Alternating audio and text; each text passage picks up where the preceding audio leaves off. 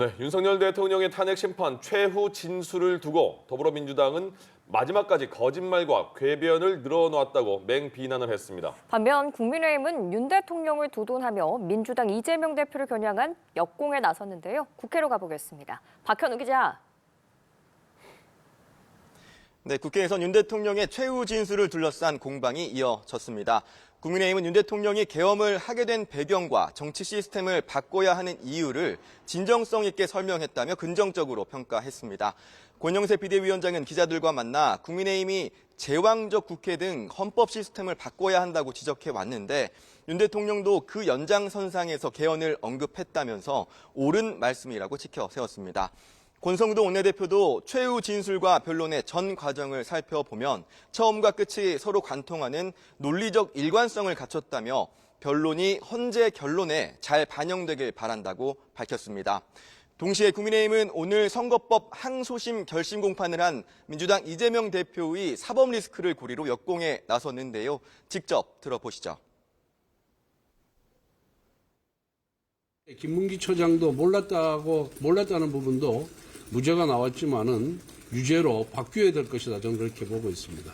흑색 선전, 허위사실 유포에 대해서 위헌 심판 제청을 하면서 그 부분을 삭제하려고 노력하는 이재명 대표의 태도는 정말로 가증스럽다고 생각합니다.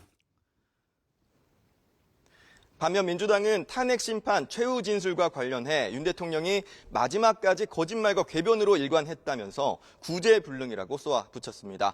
박찬대 원내대표는 오전 회의에서 윤 대통령이 복귀할 경우 다시 계엄을 하지 말라는 법이 없고 전쟁을 불사할 가능성도 매우 크다면서 헌법재판관들이 오직 헌법과 양심에 따라 파면 결정을 내려달라고 촉구했습니다. 이재명 대표는 윤 대통령 측이 최후 변론에서 계엄 당시 국회 출입이 차단된 게 아니라고 주장한 것과 관련해 해괴한 소리라고 일축했습니다. 그러면서 역사적 장면들을 이런 식으로 순간적으로 왜곡한다고 본질이 바뀌지 않는다고 강조했는데요. 이 대표 발언도 직접 들어보시죠. 이재명 대표는 왜 사람 없는 데서 넘느냐, 아무도 안 말리는데 넘었지 않냐, 이런 해괴한 소리를 했던데 사람이 있으면 못 넘으니까 사람 없는데 피해서 넘었지요. 12월 3일은 그 내란의 밤은 영원히 역사 속에 기록될 겁니다. 네, 이런 가운데 국회에서는 법사위 전체 회의가 열리고 있죠. 명태균 특검법 처리되는 건가요? 네, 민주당은 내일 열리는 국회 본회의에서 명태균 특검법을 처리한다는 계획입니다.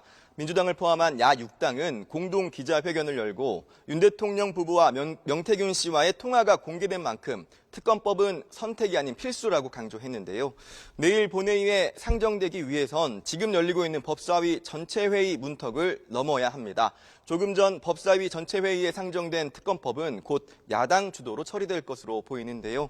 하지만 국민의힘은 법사위 소위 단계에서부터 야당이 단독 처리하더라도 최상목 대통령 권한대행에게 거부권을 요청할 것이라며 강하게 반발하고 있어 여야 공방이 예상됩니다. 이런 가운데 오전 국회에선 우원식 의장 주재로 여야 원내대표가 마주 앉았습니다. 연금개혁, 소득 대체율 등을 두고 줄다리기가 이어지는 상황에서 이뤄진 회동이었던 만큼 여야 간 접점을 찾을 수 있을지 주목됐는데요.